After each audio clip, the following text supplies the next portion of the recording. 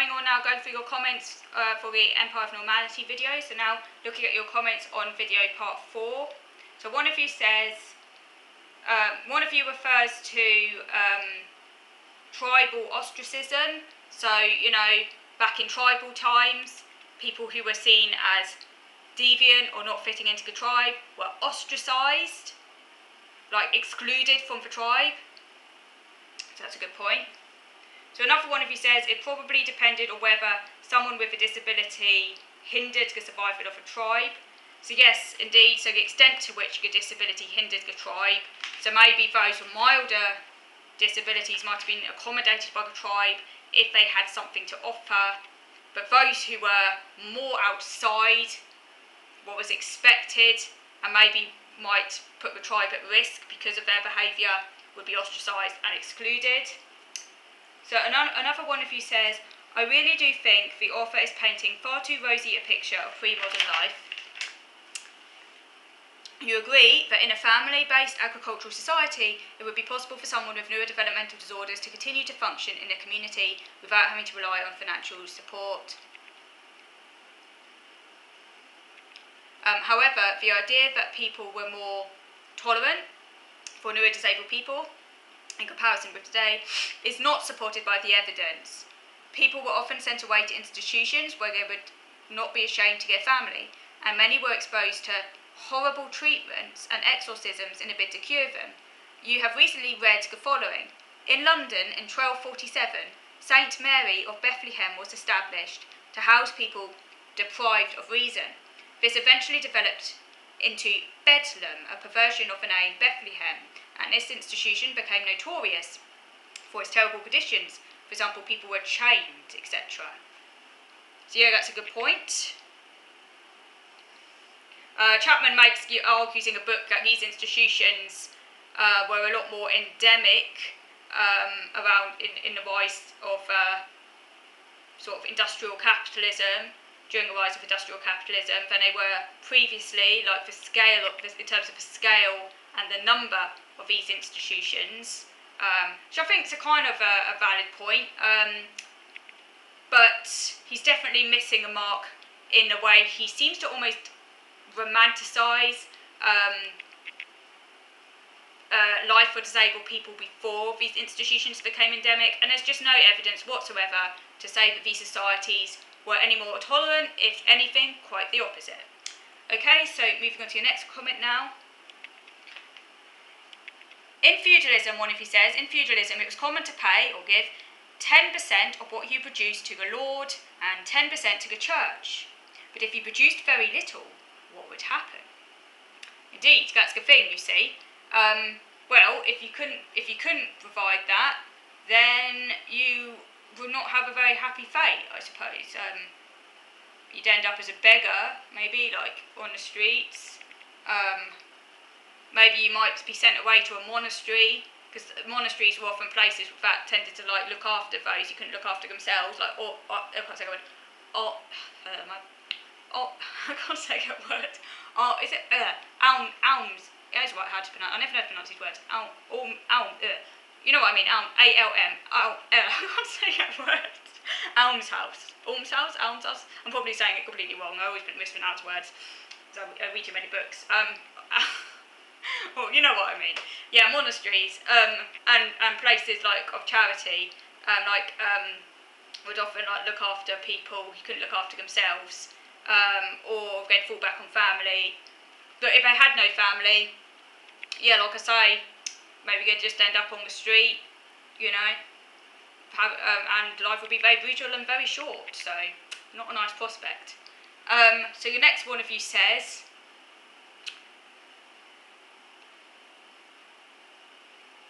but you would argue that people have a sense that autistics are different at a very young age. You say, I was bullied in preschool, some of the 3 to 4 year old boys were excluding me and punching me. I don't know how many capitalist views they could have absorbed that young. So yes, indeed, you know, very, very, very young kids can get a sense that someone's different before they've imbibed any kind of societal norms. From a very young age, it's almost instinctive. They can smell out difference. and it can be quite cruel and mean. And I guess it's the job of adults to kind of make them understand. I guess at that very young age, they don't have that understanding. So yeah, they just see someone who's different and can be quite brutal. So yeah, and that would show, obviously, going back into tribal times, ostracism. And maybe, civilised societies, I would say, are a lot more accommodating towards disabled. I would say that, generally speaking, the further back you go in time, into more like primitive societies, the harsher disabled people would have been treated, because they wouldn't have had any understanding about it, like we do today. So obviously, life for disabled people today isn't exactly, rainbows and unicorns. And we and there's a lot of rampant ableism, and disabled people are treated abominably still. But relative to how things were in pre-modern times, hell, massive strides. They didn't have any protection for people with disabilities back then in the way we do today. They didn't have a welfare state for starters. I know the Tories are trying to take us back to a time when we didn't have one, but the very concept of a welfare state didn't exist back in those days. I mean, obviously, back in those days, they didn't have a state. States didn't exist, obviously, like they do now. But they didn't have any of a sense of, actually, that they didn't have a sense of disability as something to be protected. They didn't even have a name disability. Like, the word disability didn't even exist anyway. Okay, so the next one of you says, so we're moving on to the comments now for part 5. One of you says, the author seems so focused on the balance versus normality binary that they overlook that in pre-modern times a lot of mental illness were not viewed through health illness lens at all, but through a behavioural and moral lens. That's a good point. Another one of you says that people often used to lock their mentally ill relatives up in the attic before they had hospitals. That's a good point. So, comments now in part 6. One of you says the Romans absolutely had an idea of an ideal man, quite literally a man, as the word virtue, which signified the ideals that defined a good person, comes from the Latin word for man, vir. People whose characters didn't fit these ideals were viewed as inferior, and that includes women as a category, who they viewed as naturally inferior to men. That's a very good point. Thanks for mentioning that about virtue, which is related to the word virility and, virile. I think I knew deep in the recesses of my brain that already, but I've completely forgotten, and sometimes it's just helpful to be reminded of these things, you tend to forget these things. So yeah, thanks for mentioning that. That's very good to know and to be reminded of. And yes, interestingly, Robert Chapman never mentions women at all in his book Empire of Normality. It's very male biased, because he's a man. But even so, just because he's a man writing it, he could have had more awareness about women and how life would have been hard enough for disabled people in pre-modern times. But if you were a woman, it would have been even worse. He never even mentions witch hunts at all. So yeah, so coming at it from a very male-biased perspective as well. So carrying on with your article. In Greece and Rome, foreigners whose ways of life differed from the norm of a Greco-Roman world were looked down upon as barbarians, and the slaves were often viewed as inferior by nature. Aristotle himself, being a proponent of the idea that slavery was good for slaves as it fit their nature. I don't understand the aversion to the concept of pathology. I know the author seems to really like the balanced humus paradigm, but surely now that modern science has revealed a more accurate picture of health and illness with facts about biology that no pre-modern societies had access to, for instance germs, neurons, neurotransmitters, etc., it is possible to say that certain conditions are pathological. And whilst early psychiatry did emerge and develop during a eugenicist age,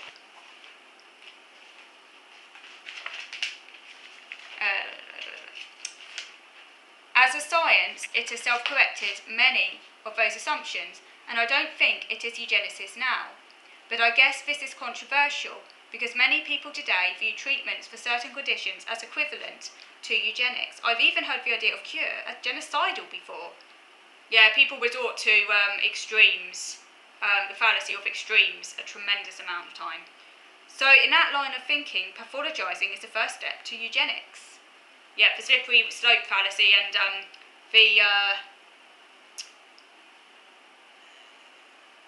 can't remember what it's called, it's another fallacy, it's gone from my head, but yeah, I mean, it's absolutely absurd. I agree with you. You know, what, are they going to deny treatment for ADHD or things? Like, lots of ADHD people take medication. Is that like the first line to eugenics? Anyway, so next comment. I agree with you about the risks of golden age thinking. Usually this is associated with the right-wing thought, but left-wingers can be guilty of it as well, often by implying that human ills originated with capitalism. It doesn't require much examination of human history to find horrific abuses from hundreds and even thousands of years ago, and if there has been any tendency, it has been in a more positive direction towards more humane and sensitive treatment. Yeah, I agree with you. Like, we must beware of any golden age thinking and any linear approaches to history. History is far from linear.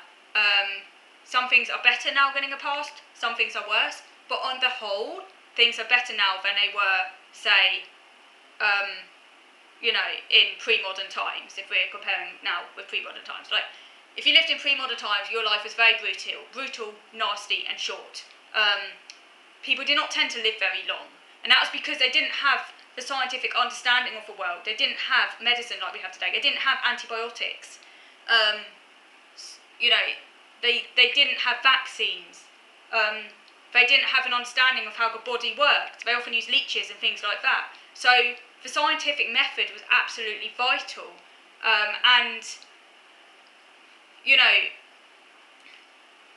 The understanding of disease is absolutely vital. And it's just so binary and black and white to make it out as though the pathology paradigm, if that's what you want to call it, is all 100% linked to eugenics. Yeah, it has been a eugenicist undercurrent, but that doesn't mean that the whole project is eugenicist. I mean, that is just such a lousy, sloppy, unreasoned argument. But anyway, I will come back next time to carry on going through your comments. So, thank you for watching.